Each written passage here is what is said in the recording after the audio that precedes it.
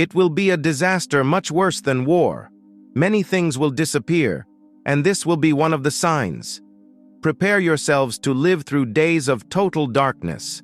These days are very near, and during this time you will feel as if you are dead, without eating or drinking. Padre Pio, a very famous saint of the 20th century, was an Italian priest of the Capuchin order, known for his mystical abilities and predictions. Some of these predictions he wrote down, while others were passed down orally. One of his most famous predictions, about 3 days of total darkness, caused great fear in many people.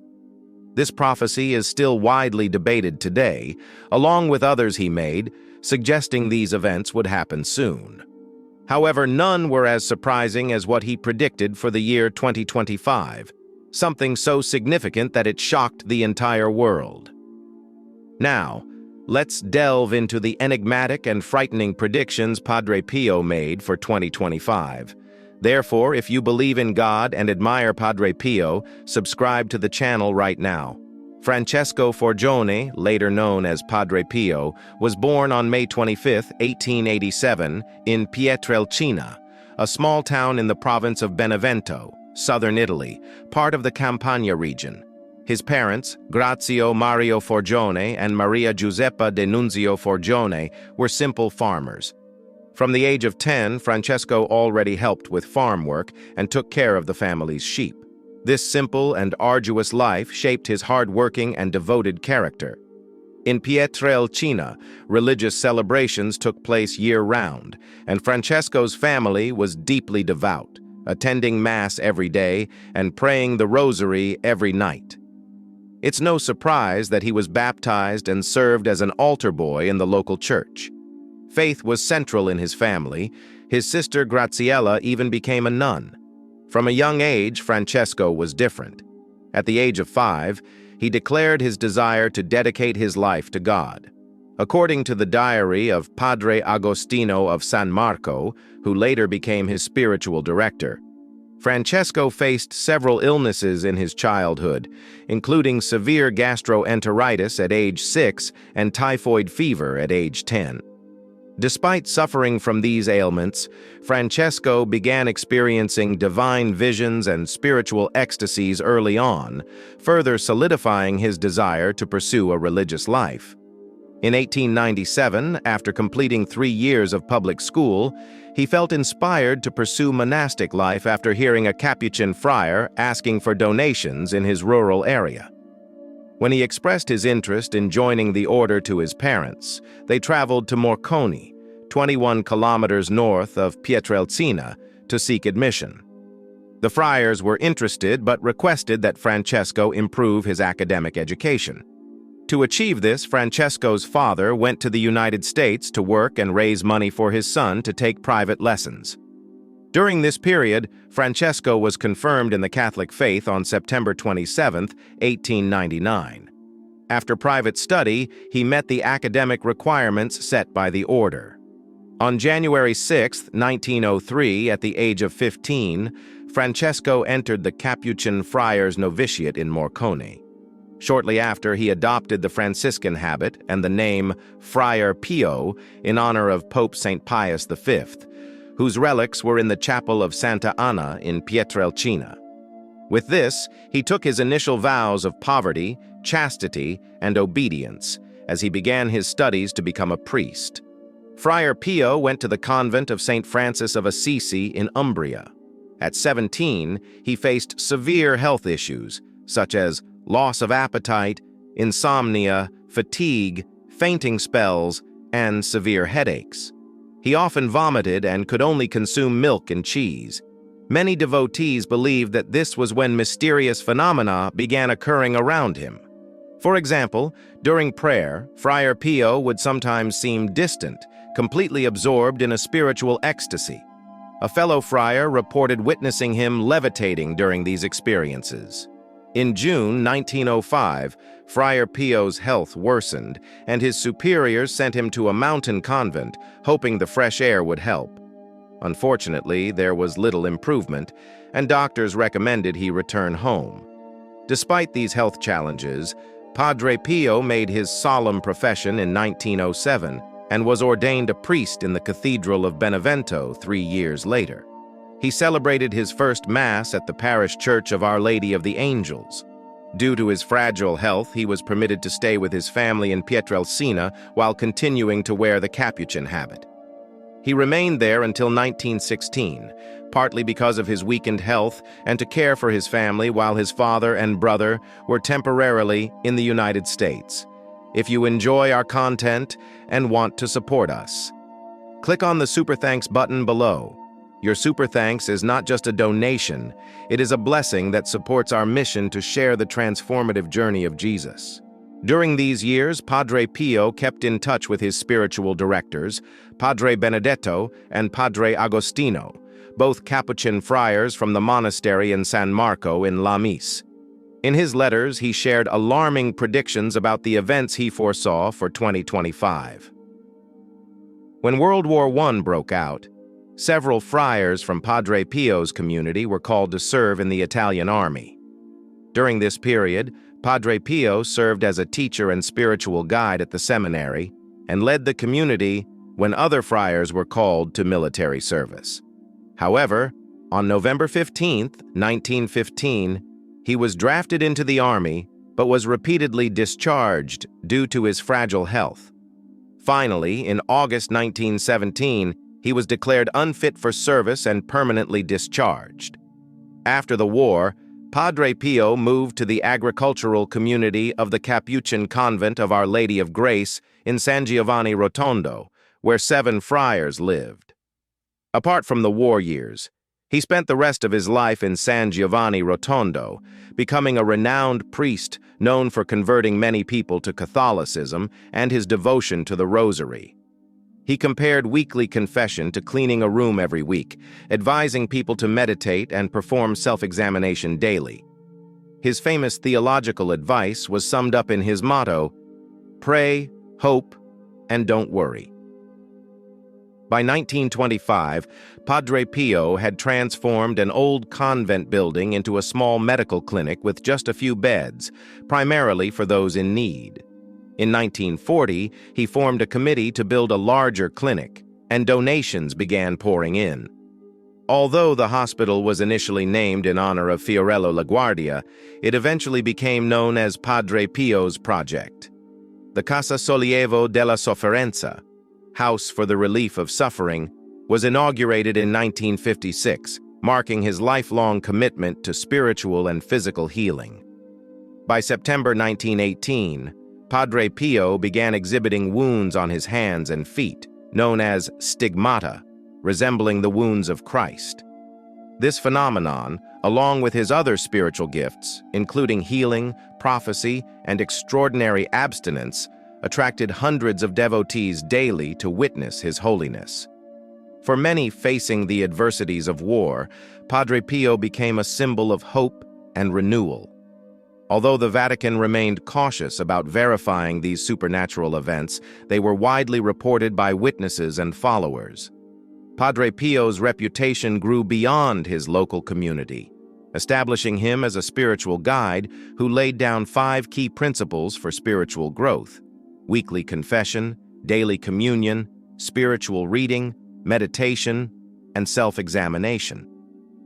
He experienced marks on his body, pain, and bleeding in areas that later manifested as stigmata, though they were not initially visible. In a letter dated March 21, 1912, to his spiritual companion and confessor Padre Agostino Nohelli, Padre Pio expressed his deep connection with the mystical body of Christ and his premonition that he would one day bear visible stigmata. In another letter from 1915, Agostino asked Padre Pio about his early visions, whether he was stigmatized, and if he felt the pains of Christ's passion, such as the crowning with thorns and the flagellation. Padre Pio responded that he began having visions during his novitiate between 1903 and 1904, and confirmed that he had experienced stigmata. He also shared that he was so troubled by these phenomena that he implored God to remove the visible stigmata, though he did not wish for the pain to disappear. For him, the wounds were an extreme and almost unbearable humiliation. On September 20th, 1918, while hearing confessions, Padre Pio again felt the stigmata on his body. People said the blood from these wounds exuded a scent of flowers or perfume. He told Agostino that the pain was constant and intensified on certain days and in certain situations, but he preferred to suffer in silence. At the beginning of 1919, people started to learn about Padre Pio's stigmata. He often wore red gloves or black coverings on his hands and feet because he felt embarrassed by these marks. It is said that these stigmata lasted for 50 years until his death. After the stigmata became known, Padre Pio's wounds were examined by many doctors, including some hired by the Vatican for independent investigation. These doctors reported that the wounds were a mystery and never showed signs of infection. Although they sometimes seemed to heal, the wounds reappeared periodically. In 1954, Alberto Cera took X-rays of Padre Pio's hands and found nothing abnormal in the bones.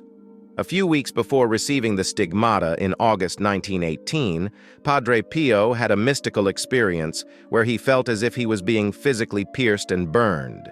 This experience, which began on August 5th and ended on August 7th, was interpreted by his spiritual guide, Father Benedetto, as a transverberation.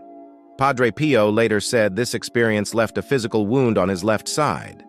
Many who examined the wounds noticed a cross-shaped mark about 7.5 centimeters long on the left side of his body.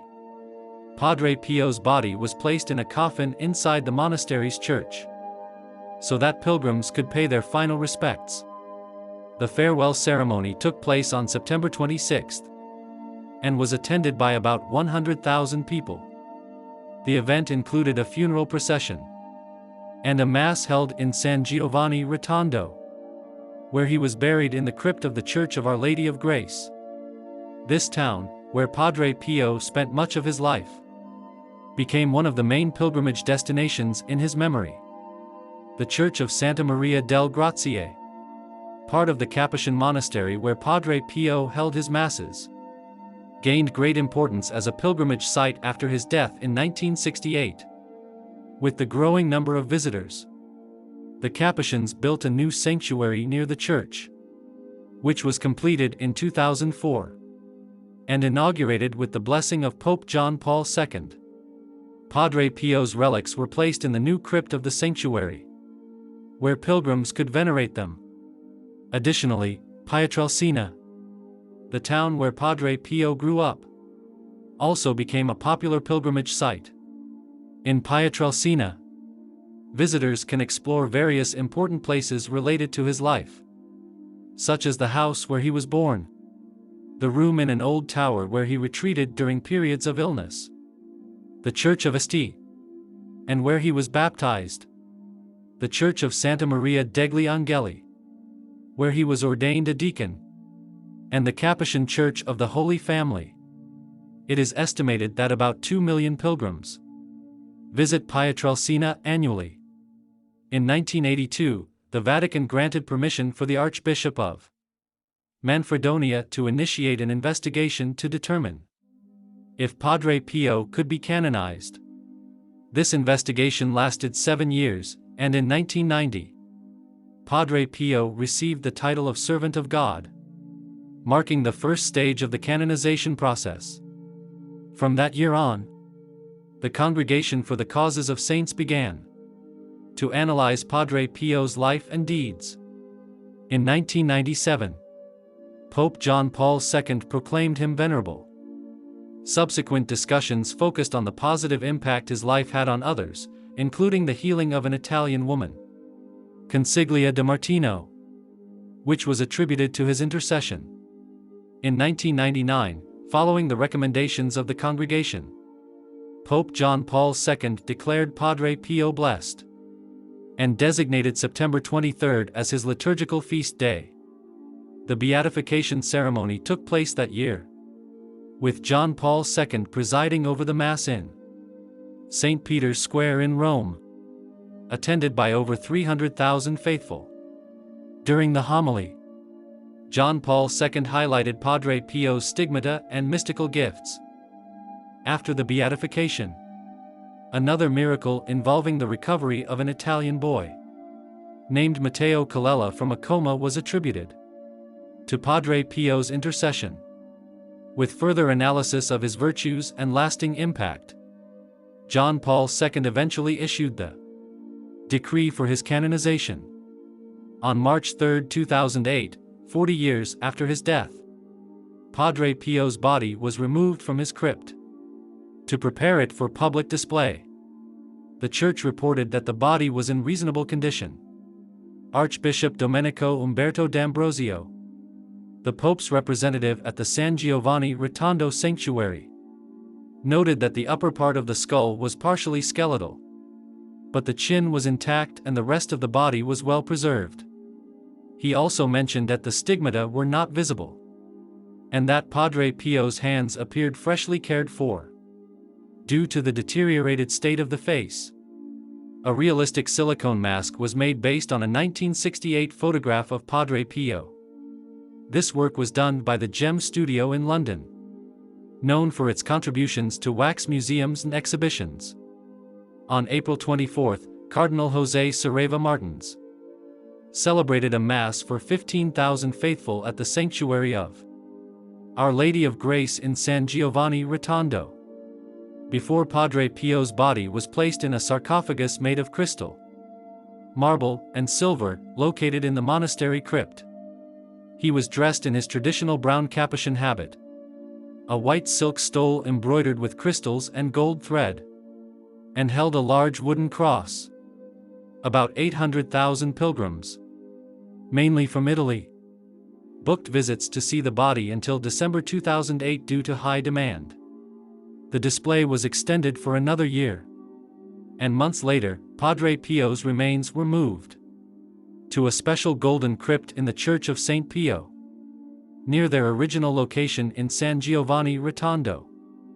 Father Pio, the revered Italian priest known for the stigmata he bore, is also associated with various mystical phenomena and prophecies, including the intriguing and still debated prophecy of the 3 days of darkness. This prophecy suggests the possibility of catastrophic events in 2025, raising questions about its veracity and the extent of Father Pio's prophetic gift. He was known for his ability to predict future events with great accuracy, often surprising those around him with the clarity of his visions. Father Pio's prophecies for 2025 range from natural disasters to major global disturbances, covering a wide array of topics that provide insights into possible future developments. Many of his followers believe these predictions are proof of his divine connection and profound spiritual discernment, interpreting them as evidence of his holiness and his intimate relationship with God. The legend of the 3 days of darkness tells of a terrifying time when darkness will cover the earth for 3 days and 3 nights. According to this legend, the darkness will be so intense that only candles made of blessed beeswax will provide light during this period. Many tragedies may occur. Demons will appear, and those who are opposed to the church will meet their end. This legend is similar to stories from the Bible, such as the 10 plagues of Egypt and the visions of the end of the world in the book of Revelation, where mysterious darkness plays an important role. It is believed that this legend was written by Father Pio in a letter to the Haroldsbach Commission, which was allegedly chosen by the Vatican. This letter, written between 1949 and 1950, includes several revelations that Jesus supposedly shared with Father Pio, speaking about the 3 days of darkness that would come before the end of the world. In the instructions given by Father Pio, he recommended that people prepare by closing their windows, praying the rosary, reading spiritual books, taking care of animals, and most importantly, staying indoors. The prophecy speaks of an extremely cold night with howling winds, followed by thunder. It advises people to securely close all doors and windows, Avoid speaking with anyone outside the house. Kneel before a crucifix, confess sins, and seek the protection of the Mother of Jesus. Great importance is placed on repentance and the atonement of sins as essential ways to face the difficulties ahead. Those who believe in this prophecy say that those who follow these guidelines will be protected by divine intervention, and normalcy will be restored with the sunrise on the fourth day. Many also believe in the miracles attributed to Father Pio, including writings that are said to have been delivered directly by Jesus Christ. These texts are considered profound, bringing a sense of urgency and intense spiritual significance. They are seen not just as simple letters, but as true divine warnings. The letter that Father Pio supposedly received from Jesus addresses end-of-the-world themes similar to those found in biblical prophecies. It compares the great suffering to what happened to Sodom and Gomorrah and warns of an imminent and certain divine judgment. The tone is serious and urgent, conveying a strong message that calls for immediate action in the spiritual lives of readers and their conversion. My son, I long for the moment when I will show again the great love of my heart. Pray and do penance for me. Ask others to do the same. For the time is coming when I will visit my unbelieving people for not having taken advantage of the time of my grace. Keep praying so that your enemy will not have power over you. Additionally, the prophecy suggests that there will be a great purification during this period. Those who have prepared spiritually will be protected, while those who have not will face great challenges. The faithful are encouraged to use blessed objects, such as holy water and sacred candles, to protect themselves and their homes. It will be a disaster much worse than war, and many things will disappear. This will be one of the signs. Prepare yourselves to live in total darkness. These days are very near, and during these days, you will feel as if you are dead without eating or drinking. The different interpretations of the prophecy of the 3 days of darkness show how it affects people. Some believe it truly predicts what will happen in the future, while others think it is more symbolic, an invitation for us to improve spiritually. No matter how one interprets it, this prophecy captures the attention of Catholics around the world, bringing an air of mystery and fascination. For some, it is a warning of a great catastrophe to come. For others, it is a chance to reflect and grow in faith. In any case, this prophecy is a striking example of how Catholic predictions can be mysterious and intriguing. Want to know more about what Father Pio predicted for 2025? Take a look at the video that's appearing on your screen now. And if you like what you watch, remember to subscribe to the channel so you don't miss any content. If you enjoy our content and want to support us, click on the Super Thanks button below.